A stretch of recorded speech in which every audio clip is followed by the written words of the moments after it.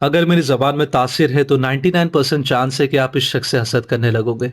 तो अरब शो के इस टेलीकास्ट में ये शेख हमें ये वाक़या सुनाते हैं और कहते हैं कि एक इजिप्शियन शख्स था और उसने उम्रा की नियत किया था। और जिस दिन उसने उम्रा की नियत किया था उस रात उसे ख्वाब आता है और उस ख्वाब में एक शख्स उसे आकर कहता है कि तुम्हारे पड़ोसी को तुम अपने साथ उम्रा के लिए लेकर जाओ। जब वो सुबह बेदार होता है तो वो इस ख्वाब को इग्नोर करता है, may be because of subconscious mind उसे लगा कि ये ख्वाब उसे आया होगा।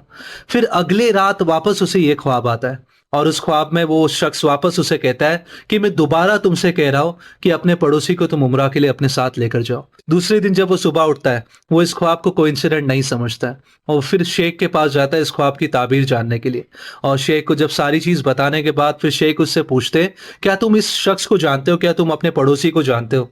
तो वो शख्स कहते हैं, नहीं मैं उसे अच्छी तरह तो नहीं जानता, ना ही मैंने कभी उसे इबादत करते देखा हो, ना ही कभी मैंने उसे मस्जिद में देखा हो। In fact he is known for not praying. तो वो शेख उसे कहते हैं कि देखो इस ख्वाब का कुछ ना कुछ मीनिंग तो है। अगर तुम्हें तीसरी बार यही ख्वाब आए या इसके रिलेटेड कोई ख्वाब आए तो तुम उस पर अमल करना।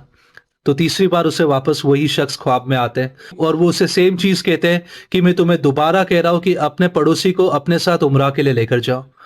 तो जब वो सुबह उठता है, बेदार होता है, अब उसे इस चीज़ पर अमल करना है। वो अपने पड़ोसी के पास जाता है, दोनों सलाम करते हैं, वो घर के अंदर दाखिल होता है और उसे अभी ये बताता नहीं है कि मुझे ख्वाब आया है। बस उसे वो इतना कहता है कि मैं उम्रा की नियत किया हूँ और मैं चाहता हूँ कि तुम मेरे साथ उम्रा के लिए चलो। और ये जो उसका पड़ोसी है हैरान हो जाता है कि तुम मुझे उम्रा के लिए लेकर जाना चाहते हो? मुझे ना ही नमाज़ पढ़ने आती है, ना ही मुझे वुज़ू करने आता है और मुझे एहराम पहनने तक नहीं आता है। तो ये जो आदमी है वो कहता है कि देखो ये सारी मेरी ज़िम्मेदारी है। मैं तुम्हें हर चीज़ सिखा दूँगा, तुम्हारे एक्सपेंस उठाऊँगा, तुम्हारी सारी चीज़ करूँगा, बस तुम मेरे साथ उम्रा के लिए चलो। ख़ैर दोनों एक पॉइंट पे आके एग्री हो जाते हैं और दोनों उम्रा के लिए जाते हैं। काबे शरीफ का जो जमाल है और जो उसका हुस्न है और वो जो वक़्त रहता है जब आप पहली दफ़ा काबे शरीफ को देख रहे हो अपने सामने, आप चाहे कितने से बड़े गुनहगार क्यों ना हो, आपका भरम, आपका तकब्बुर वहाँ पर टूट जाता है और आप अपने गुनाहों पे माफ़ी माँगते हैं। अपने दिमागों में फ्लैशबैक में आपकी मेमोरीज़ चलती रहती हैं।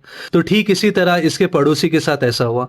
ये वहाँ पर जाके टूट गया, अपने गुनाहों पर रोने लगा, वहाँ पर उसका दिल लग गया। तो ये जो शख्स है ये कहता है कि जब भी हम सकन में रहते हैं, ये सकन में रहता ही नहीं। ये कहता है कि मुझे मस्जिद जाना है, मैंने अपनी ज़िंदगी, अपना वक़्त ज़ाया किया हो, मुझे बस अल्लाह के पास रहना है। तो ये दूसरे दिन मस्जिद चले जाता है और ये आदमी उसका इंतज़ार करता है कि काफ़ी देर हो गई ये लौटा नहीं। तो ये अपने पड़ोसी को ढूँढते हुए मस्जिद जाता है और देखता है कि सजदे की हालत में उसकी रूह कब्ज़ हो गई। सुभान अल्लाह! और ये हैरान हो जाता है। ख़ैर उसको वहाँ पर गुस्ल देते हैं, उसकी वहाँ पर मदफ़न करते हैं और ये वापस इजिप्ट लौट जाता है, मिस्र लौट जाता है। लेकिन एक सवाल इसे परेशान कर रहा रहता है और